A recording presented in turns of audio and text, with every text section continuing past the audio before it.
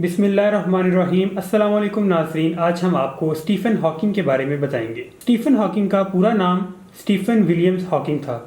Stephen Hawking 8 जनवरी 1942 को Oxford England में पैदा हुए। स्टीफन हॉकिंग ब्लैक होल्स और नजरिया इजाफियत के बारे में ग्रां कदर खिदमात के हवाले से शोहरत रखते थे। उन्होंने साइंस के मौजू पर कई किताबें लिखी, जिनमें a brief history of time भी शामिल है। 1963 में 22 बरस की उम्र में जब इन्हें मोटर न्यूरॉन्स का मर्ज लाहिक हुआ तो इस वक्त तिब्बी माहिरीन ने पेशगोई की थी कि वो सिर्फ चंद माह ही जिंदा रह सकेंगे। इस बीमारी के शिकार सिर्फ 5% लोग भी मर्ज की तशखीस के बाद एक दहाई से ज्यादा अरसा जिंदा नहीं रह सके। ज्यादातर लोग इस बीमारी की तशखीस के चंद सालों के अंदर अंदर मर जाते हैं। इस बीमारी के बायस स्टीफन हॉकिंग व्हील चेयर तक महदूद हो गए और बोलचाल के लिए तिब्बी आलात का इस्तेमाल करते रहे।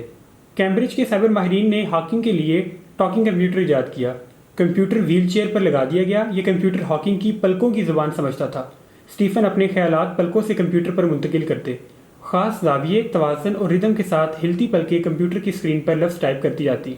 साथ स्पीकर ये अल्फाज नशर भी करता रहता। स्टीफन हॉकिंग वाहिद इंसान थे जो अपनी पलकों से बोलते थे और पूरी दुनिया इन्हें सुनती थी। स्टीफन ने पलकों के जरिए बेशुमार किताबें लिखी, क्वांटम ग्रेविटी और कायनाती साइंस कॉस्मोलॉजी का नया फलसफा, नई जुबान दी।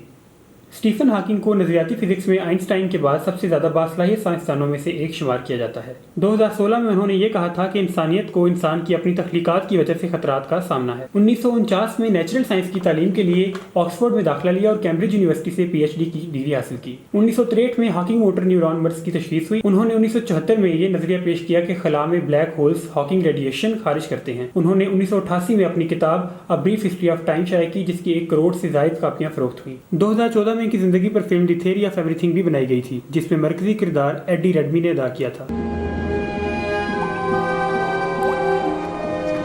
I wonder what would happen if you applied Penrose's theory about black holes to the entire universe.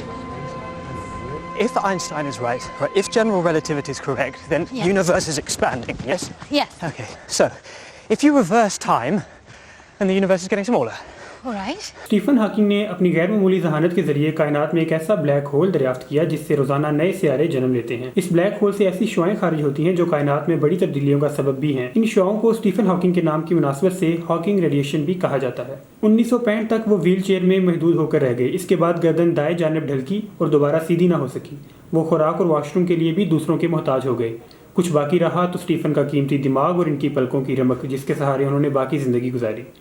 1974 में तिब्बी माहिरीन ने हॉकिंग की जिंदगी खत्म होने का इशारा दे दिया था, मगर उन्होंने जीने का फैसला किया। मफलूज जिस्म के साथ स्टीफन ने अपनी नीम मुर्दा पलकों पर ही जिंदा रहने, आगे बढ़ने और अजीम साइंसदान बनने का ख्वाब देखा। हॉकिंग ने 1990 की दहाई में मुनफरिद काम शुरू किया। मायूस लोगों को जिंदगी की खूबसूरती पर लेक्चर्स दिए। दुनिया की बड़ी बड़ी कंपनियां, फर्म्स स्टीफन की खिदमात हासिल करती थीं। इन्हें व्हील चेयर समेत सैकड़ों हज़ारों अफराद के सामने स्टेज पर बिठा दिया जाता था और वो कंप्यूटर के जरिए लोगों से मुखातिब होते थे।